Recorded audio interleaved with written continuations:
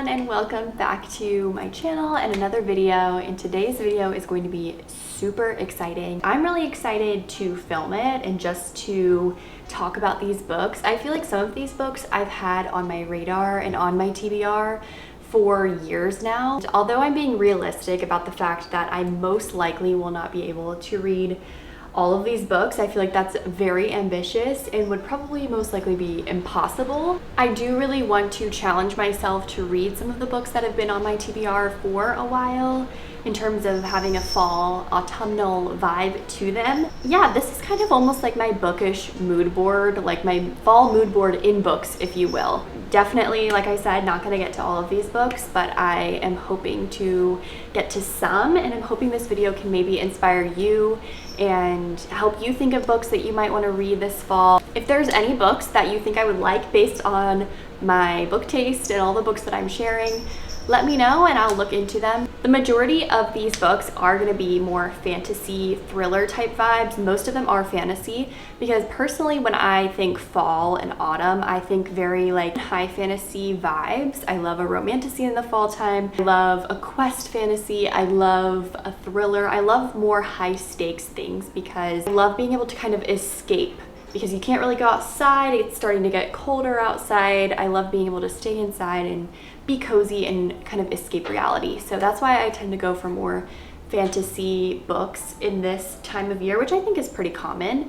I'm not a big fan of cozy fantasy. I haven't really been able to get into that subgenre as much. That is something I want to work on. I don't have any cozy fantasy in this, but if there was one, I would say it's probably Half a Soul by Olivia Atwater. I have that book.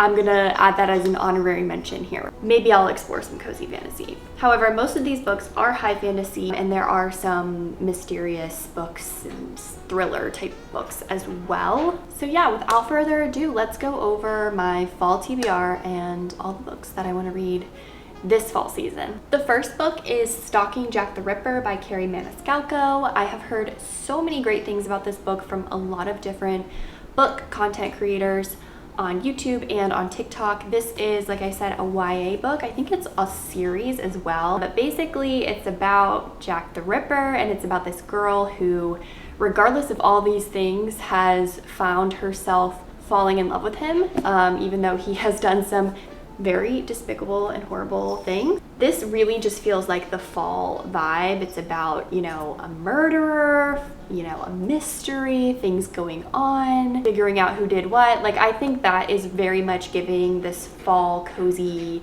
escapism vibe that I'm looking for. So I think that this is going to be a really good book for me to read this season. And I've known about this book probably since I was in middle school. I think that's when it first came out, but I have never, read it, so I really want to check this off of my physical TBR. The next book that I have on my TBR is Outlander by Diana Gabaldon.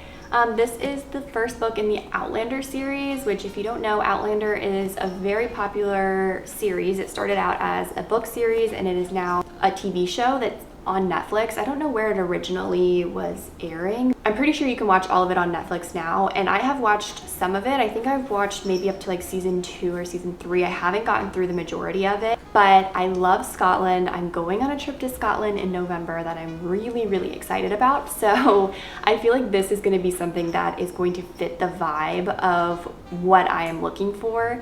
And also, I just feel like a time travel, historical fiction type of book feels very autumnal to me, if you will. Something about historical fiction screams autumn. I don't know why, but like certain genres just scream different seasons. Let me know if you have the same phenomena, but that is how I think about these things. In very general terms, I'm gonna give you a very nondescript overview of what this book is about. But basically it's about a woman named Claire, and I think it's the 1940s. World War II just came to an end, and she and her husband are reunited after being separated during the war, and they go on almost like a honeymoon, a second honeymoon, to kind of reconnect after being apart for so long.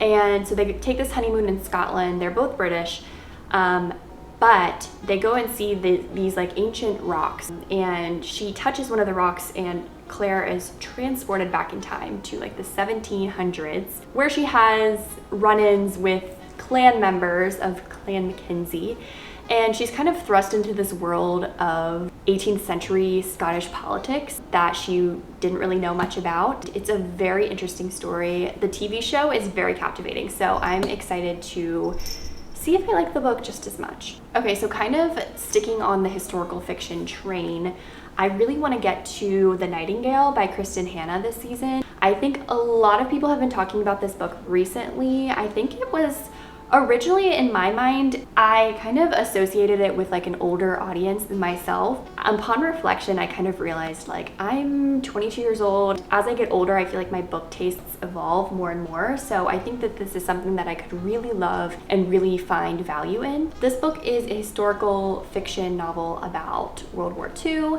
but it focuses heavily on the role that women played. I don't really know much other than that, but I love examining historical events through different lenses. I actually majored in history in college, so I think that a book like this that takes a historical event that's so well known, that was so destructive and that impacted almost everybody in the world, and kind of examining it through a different lens via fictional people is very fascinating. So this might be the year that I rediscover historical fiction as a genre. I think starting with something like this and also Outlander would be a really good place for me to start because I'm very interested in World War II history and also Scottish history because I'm very Scottish myself. Yeah, I'm really looking forward to reading this, and I also think some of my friends are planning to read this in the coming months, so maybe I can buddy read with them, and that would be way more fun. Another Kristen Hanna book that I want to read in the fall is The Women. I'm pretty sure this book just came out. This book is very much another story about war. It's another historical fiction that focuses on women, which I love. I love the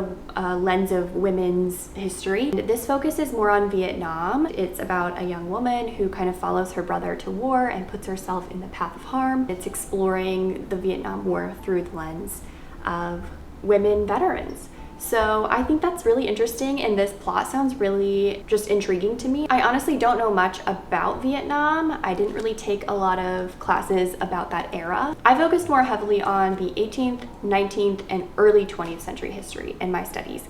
So I didn't really focus as much on the late 20th century history besides maybe like the Soviet Union. I had a whole class about Soviet history that was really interesting. But as far as like the Vietnam War, I don't know much about it. And that's why I think this book could be really interesting to me, especially because I'm the type of person where like if I'm reading a historical fiction, I'm probably gonna research the event that it's talking about and learn more about it along the way to make sure that I'm understanding. I'm hoping that this book is as good as everyone says it is because everybody is raving about it, and just Kristen Hanna in general as an author. So I really want to get into her work and start kind of trudging through her discography of books. I think I have a few other books by her, but these are the two that I want to start with. Now I want to explore a more literary fiction with some historical fiction included as a genre. I really want to get to The Invisible Life of Addie LaRue by V.E. Schwab. This season, I've heard so many great things about this, and I've had this book for years. It has been sitting on my physical TBR. So I want this to be the year that I finally complete this book and I'm finally able to talk about it with people, because I feel like almost everybody has read this book except for me. And everyone I know who has read this book has said it is absolutely exceptional and that I need to read it immediately. So this book is set in the early 1700s, and a woman named Addie LaRue, makes a bargain with somebody who she shouldn't have trusted, but she did. Basically, the bargain is that she will live forever. However, nobody will ever remember her after they meet her. So she's kind of going through her life as this figure of like invisibility, where she'll meet people but they never remember her face and they never can know who she is the second time that she meets them. And I find this concept really interesting, and I think it kind of plays into time, travel, and living forever and things like that that I think are so interesting in books. So I am really hoping to get to this book, and if you've read this book, let me know what you think, because this is probably one of the books that is at the top of my fall TBR, because I've just had this on my physical TBR for so long, and it is time for it to finally get read. Okay, so we've gone through YA fantasy, we've gone through historical fiction, literary fiction. let's get into fantasy books that I want to read. And this is adult fantasy, I believe. So the first book that I want to read is Crescent City. This one is House of Earth and Blood, and it is by Sarah J. Maas. As many of you know, I have been reading Throne of Glass this whole year so far. I think I started in like March. That series has been taking a lot of my mental capacity and energy this year, and I am ready to move on to a new series by her. And I really want to at least finish the first book by the end of the year. I feel like I always have to be reading a Sarah J. Maas series at some point because they are just so great and just fantastic novels that they really help me escape. And when I'm reading a book, I'm looking for escapism. So that's something that I really love about Sarah J. Maas's writing. And it's why I almost feel like I need to be reading one of her books at all times so that I can always leave if I want to. So I'm really excited to start a new series. I'm still in the middle of Kingdom of Ash right now, but I am getting towards the 70% mark. So I'm almost done with Kingdom of Ash. But once I'm done with that, I'm coming for Crescent City. You guys just wait. Also, let me know if you guys want me to do like a reading vlog of reading Crescent City. I know a lot of people have done that. I will probably make it spoiler free, but if not, I'll label it. But just let me know if you would be interested in that. The next fantasy book that I want to read is A Discovery of Witches. This is by Deborah Harkness, and this is book 1 of the All Souls trilogy. I really want to read this book, honestly, because it is a TV show. It was just added to Netflix, and I really want to watch the show.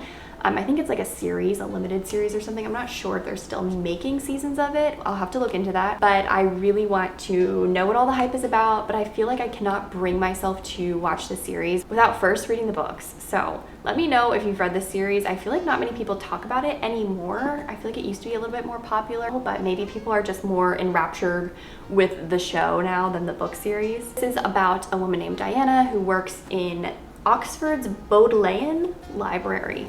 And she is a descendant of witches. So she has witch ancestry in her family. She hasn't really accepted it yet. She doesn't really want that part of herself. However, she unearths an enchanted I don't know how to say that word. Alchemical. She kind of, in doing so, in uncovering this manuscript, she sets a lot of things in the fantastical world in motion. So she kind of has to get involved and finally accept that part of herself. I love reading about witches. Witches are very much giving fall time and autumn time and coziness. So I'm excited to read this book, and I've heard a lot of great things. It has really good reviews. So I'm hopeful that this could possibly be my next new favorite series. The last book in the fantasy genre is going to be When the Moon Hatched by Sarah A. Parker. This book took book talk and the book community by storm. I feel like it started last year, but then earlier this year, a lot of people started getting into it. And now almost everyone I know has heard of this book. And I honestly have FOMO. I wanna know what's all the hype about, because this thing is thick, okay? It's giving Sarah J. Maas with the volume of pages. It's a little intimidating to look at. However, this is one of the most beautiful covers I have ever seen. And one thing about me is that I am going to judge a book by its cover, unfortunately. It's subconscious, I can't help it. Honestly, I have no idea what this book is about, so let me read the back. As an assassin for the rebellion group, simply don't know how to pronounce that, but I do know that there is a pronunciation guide in the beginning, which is very helpful. Let us see here. Pronunciation guide. Fear du as an assassin for the rebel group, Fear du Rave? Is it Rave? Yes. Rave's job is to complete orders and never get caught. When a rival bounty hunter turns her world upside down, blood spills, hearts break, and Rave finds herself imprisoned by the Guild of Nobles, a group of powerful fae who turn her into a political statement. So we are going back into fairyland with this, which, sign me up. No further questions. Crushed by the loss of his great love, is that how you say it?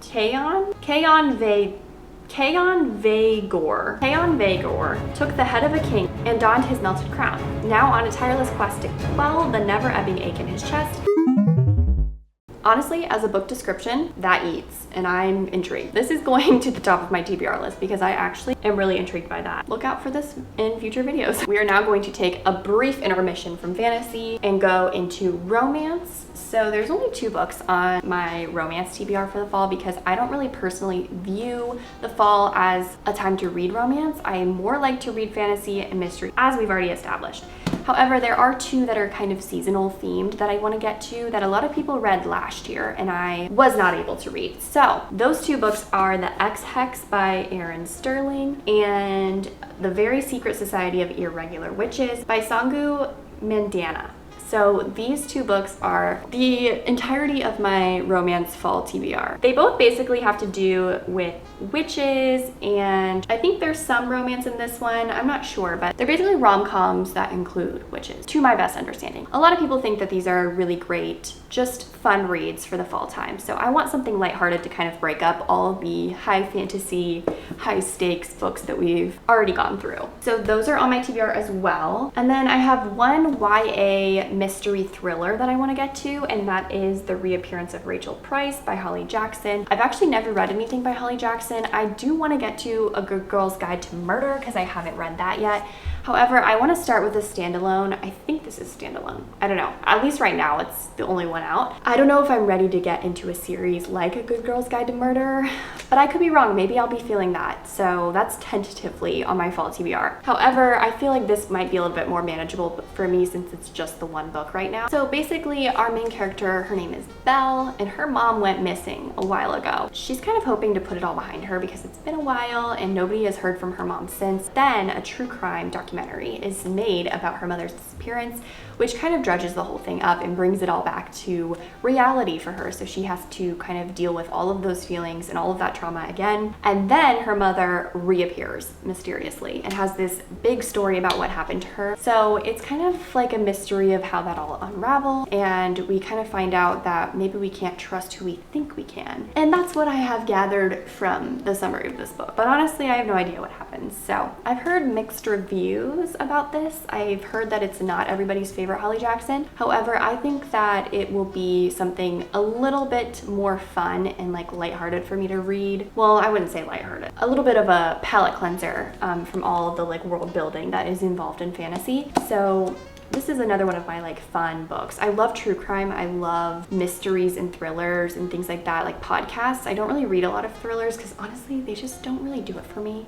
I feel like a lot of times the endings are almost too unbelievable. Anyways, I love that genre of content, so I feel like this could be a book that I really enjoy this season. And then last but not least, I really want to get into dark academia. I started reading The Secret History like 2 years ago in the fall, and I just couldn't get into it. That is also tentatively on my fall TBR. I do want to get to it. I'm just very intimidated by it because it seems to have very complex language, or I don't know, just like academic things, and that honestly kind of intimidates me. So I want to start a little bit easier with If We Were Villains by ML Rio. A lot of people have read this and said that it's pretty good. I feel like it's mixed reviews, but most people say that it's pretty good. I think this could be a good way for me to kind of start getting into dark academia. I don't know if it's the genre for me, but I've never personally read it, so I don't know.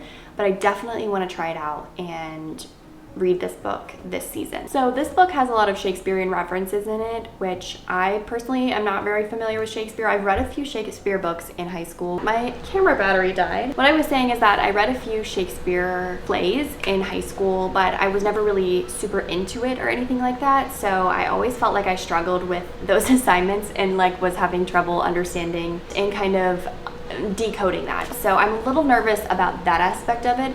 However, I feel like I will be able to kind of fake it till I make it with that and understand a little bit, since I have read quite a few. I think probably like 3 or 4 Shakespeare plays. So what's interesting about this book is just flipping through it, it's kind of set up like a play in terms of it's like Act 1, Act 2, Act 3, scenes and all of that. And violence kind of unfolds. In their 4th and final year, good-natured rivalries turn ugly, and in opening night, real violence invades the students' world of make-believe. In the morning, the 4th years find themselves facing their very own tragedy and their greatest acting challenge yet, convincing the police, each other, and themselves that they are innocent. And that is a very intriguing way to end off a book summary. So I'm loving that. That sounds really intriguing and just interesting. I am excited to dive into dark academia this fall. Hopefully it lives up to the hype, but it might not be for me, and that's okay. We'll try it out. I feel like you either love it or you hate it. So that is all for my fall TBR. I hope you guys enjoyed this video. If you did, please give it a thumbs up and leave a comment below letting me know what's on your